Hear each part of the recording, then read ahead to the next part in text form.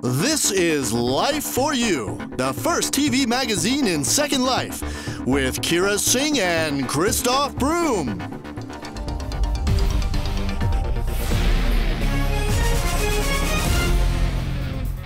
Life for You is a proud media partner of the Metaverse European Second Life Conference and Expo, taking place on November 19th and 20th in Munich. You want to join? Get all the information you need under www.metaverse07.com. From our studio on Big Bit Island, hello everybody and welcome to this week's Life for You. We've got a follow-up story for you about the hottest current topic in SL. We have a world premiere, and we have music like you've never heard it before. See for yourselves! Harmonization, confusion.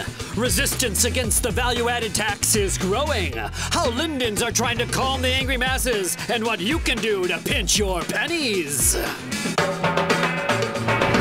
Simply the best. Web Cuts, the world-renowned web movie festival, took place in Berlin, Germany. But not only there, we've got the best clips from the first movie festival held simultaneously in both worlds.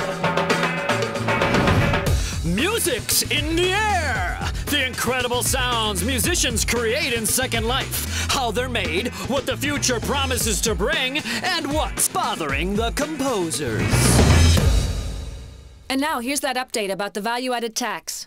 Yes, Linden Labs CFO, Z. Linden, had his hands full trying to calm an angry mass of European Second Lifers.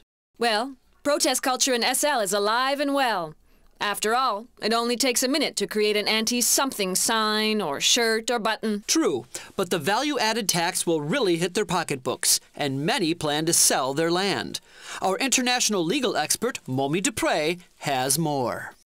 Recently, Linden Lab announced that it was charging a value-added tax, or VAT, to all European Union-based SL residents for certain real-world transactions with the company. VAT charges vary between 15% and 25% of the transaction cost, depending on the resident's country. Earlier this week, CFO Z. Linden and Vice President of Communications Robin Linden fielded questions from many angry European residents when they spoke at the Puli stage near Linden Village. Our original goal had been to give you advance notice.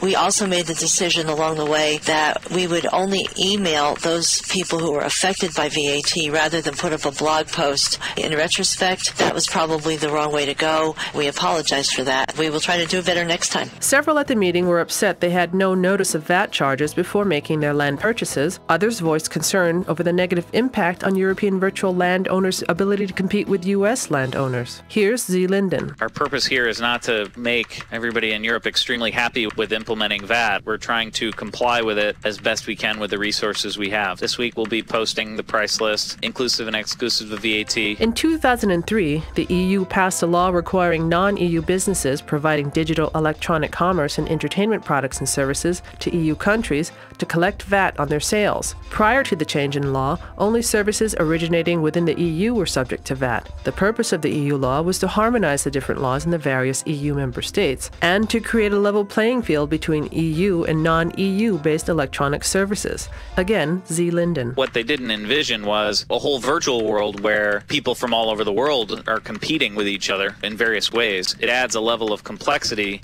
They use the phrase to create a level playing field, and unfortunately in Second Life it actually does exactly the opposite. Mr. Lunk Voom, a resident from Holland working for a Dutch company in SL, complained about increased costs but said the higher prices would not cause him to leave. People like me who had one SIM, $195 a month, plus all the stuff it takes to keep it running. And now I'm charged 20% more, plus the fact that it completely disturbs the competitive position towards other Second Life users. Addressing similar complaints at the meeting, Z. Linden suggested avoiding VAT altogether with resident-to-resident transactions, which are not subject to the tax. I don't think there's a good way around it when buying something from Linden Lab. That said, Second Life is an interesting community because you can buy anything you want from someone else. I think for now that's going to be the best solution. Some suggested the reason Linden Lab decided to comply with the VAT was because it opened a UK office and would have to comply with European law, while others suggested it was due to a decline in the US dollar against the euro.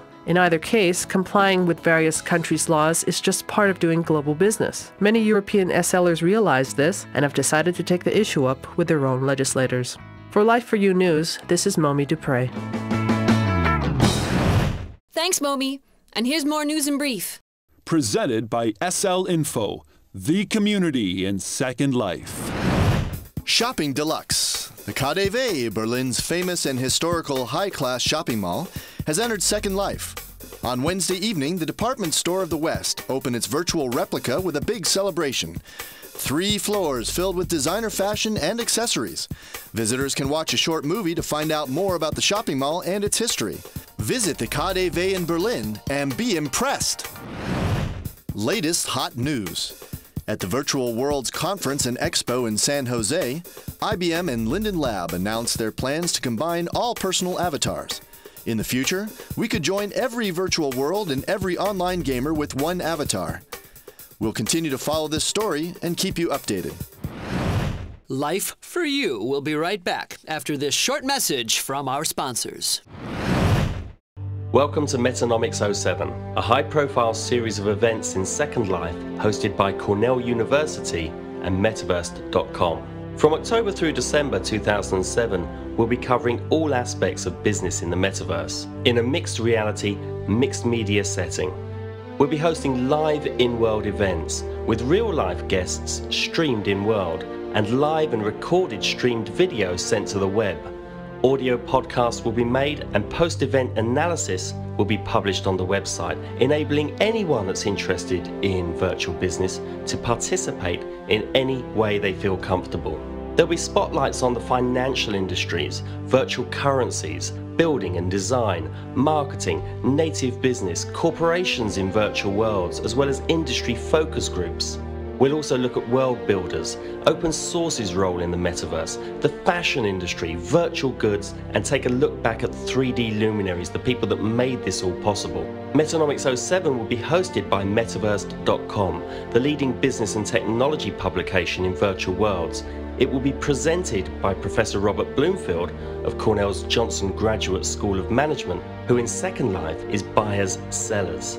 Metanomics 07 will be a landmark series of events that will explore and define best practices in virtual business. Metanomics partners will help define those best practices and set the standard for others to follow.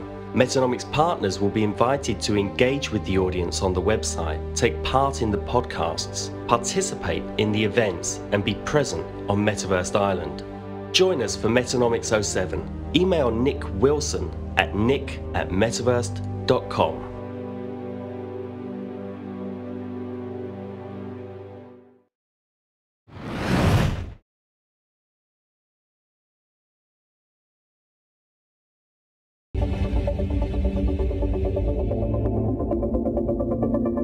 Welcome to the Boo Club.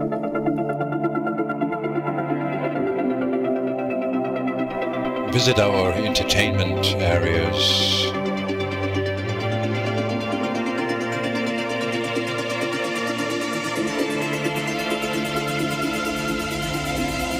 You will be surprised.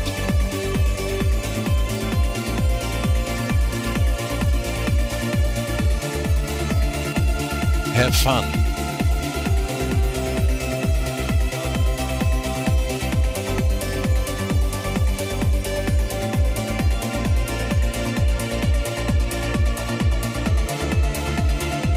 And you're always welcome.